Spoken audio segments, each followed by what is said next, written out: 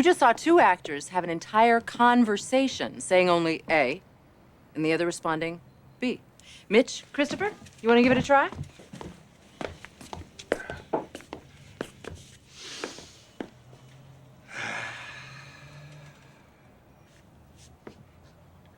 A. If you had to describe The Sopranos to someone who'd never seen it, what would you say? I'm guessing you'd use the words mafia and drama and violence and stuff, but would you use the words funny or sitcom? I'm guessing not, and yet it is a show packed with a lot of great humorous moments. You know, this is not a mafia drama like The Godfather where everybody moves silkily smooth across the screen, where by just sitting still with a cigar in their mouths they look like the height of intimidation and coolness.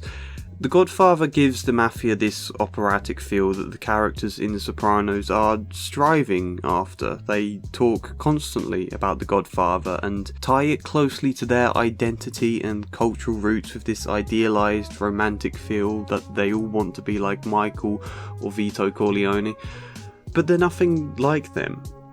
Tony Soprano is technically a man running around in his dressing gown, losing his temper at everything, a man who struggles with panic attacks and feels like he inhabits a world of idiots.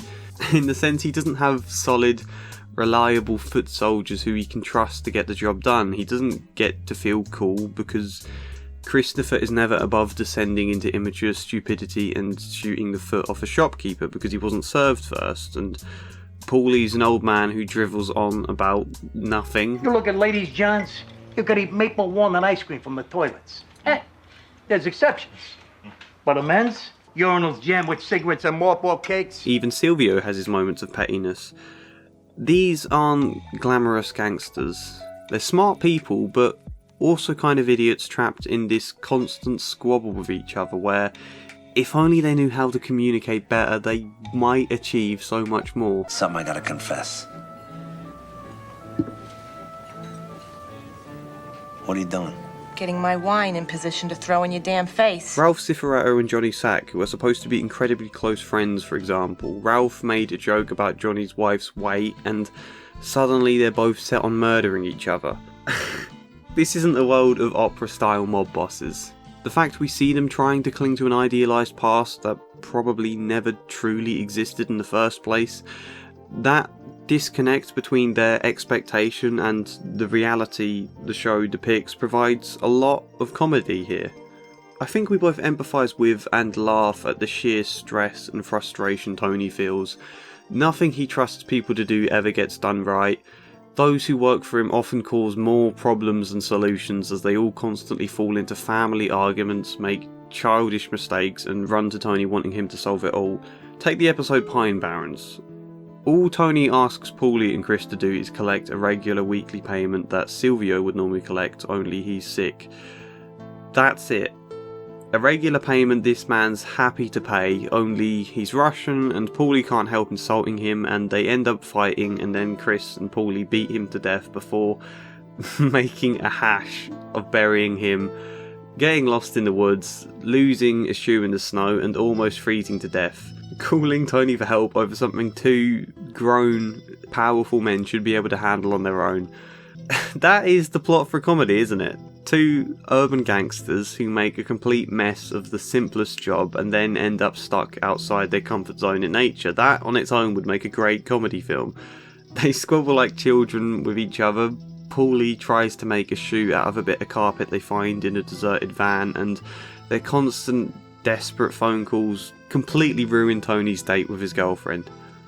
And let's also consider the family element of this show, a show whose tagline is family redefined, because The Sopranos in some senses takes the typical average American family sitcom, then says, let's remove the laugh track, make the family a mob family, add in some violence and some high stakes, and in many ways this is a family sitcom about a dysfunctional family that can't help fighting over everything, where you have people like Janice who'll steal the prosthetic leg from her mum's carer, Carmela who'll play the righteous, good Christian and then demands Tony's blood money to buy jewellery, an incredibly vindictive and manipulative mum, then two kids who are struggling to try and not fall into this world they're surrounded by.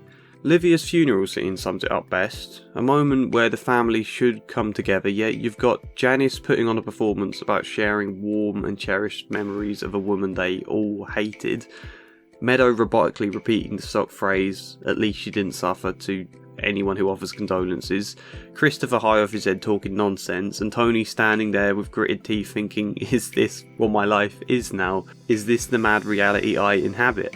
But there is a point to all this I'm saying beyond just, oh, The Sopranos is a bit like a comedy. The point is, there's this wonderful paradox at the show's heart, which is in some ways summed up by this mix between ridiculous sitcom and tense, incredibly serious drama. It starts with the fact all the comedy is quite endearing and life-affirming in its own weird way. Seeing this dysfunctional family, I hate the word dysfunctional by the way, but it's the easiest word to explain the point. Seeing this dysfunctional family, we recognise some parts of our own families that relate to it, and we remember we're all basically flawed idiots who struggle to communicate effectively half the time. Even the supposedly coolest of cool humans, these godfather-like types, are actually just petty, childish idiots, the same as the rest of us. Even Tony is never above it. It says with pulp. You like it with pulp. Not this much. I like the one that says some pulp. And it's funny because that's what humanity is. We enjoy spotting all the contradictions and hypocrisies in everything these characters do. It makes them fun. These flaws make us care about them rather than hate them. We understand perfectly how stupid and impulsive Christopher can be, and we like him for it. Carmela, where her righteousness could be annoying, here it's endearing because the flaws and hypocrisies are so obvious. The way she runs about trying to play happy housewife and good Christian with all the other mob wives becomes comical when we also see the violent truth their husbands grapple with to earn that money. It's comical in general how much they all talk about the importance of love and family, and they hug and pat each other on the back constantly, and yet will also have no hesitation blowing each other's brains out the very second there's any dispute.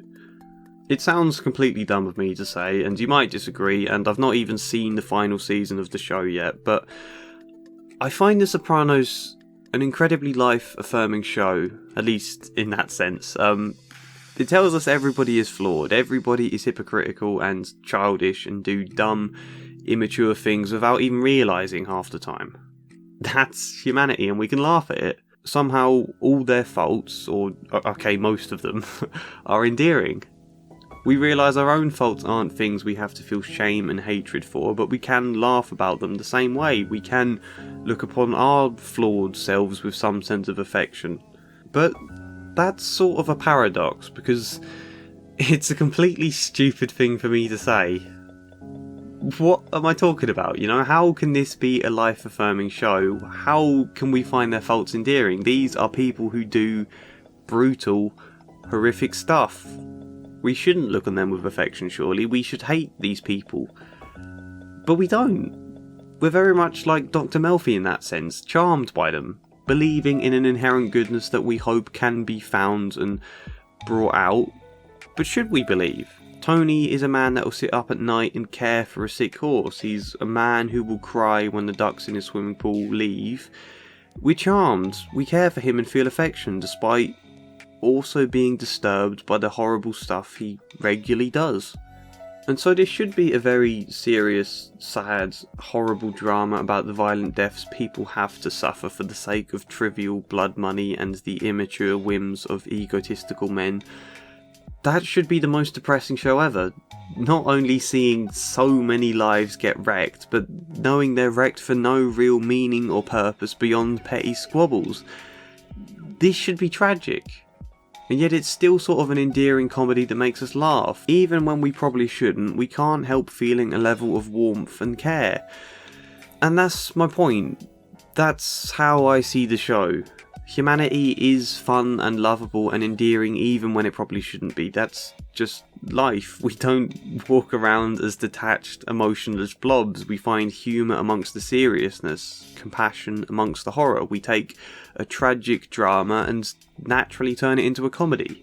These absurd characters full of absurd contradictions, we ourselves are just as absurd in caring for them. That kind of is the comedy.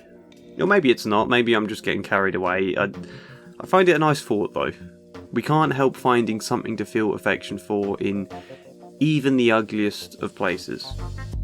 The Sopranos is great. Arguably the best drama of all time, certainly up there in most people's top 10s, top 5s, and also arguably up there as a comedy as well. The fact the show manages both comedy and drama so seamlessly, two polar opposites that should clash and yet somehow find a unified mix that complements them both, is wonderful. A wonderfully written show where the flawed world of these gangsters becomes a microcosm for life and humanity as a whole. Let me know what you think, good or bad. I haven't seen the final season yet, so I don't know if that'll completely batter everything I've said here. But like it if you like this video, give it a like if you want in-depth videos on The Sopranos, because I'm thinking I could do that, because there is an absolute ton in this show worth talking about in depth. But yeah, subscribe if you fancy it, support me on Patreon if you want that little bit extra, but otherwise, hopefully see you next time. A special thank you goes to Brian Newbert, Devin, David Kling, Darren Berloglatter, Kestrel, Gay Hitler, Samara Salsi, Sharikov2814 and Joshua C. Follier.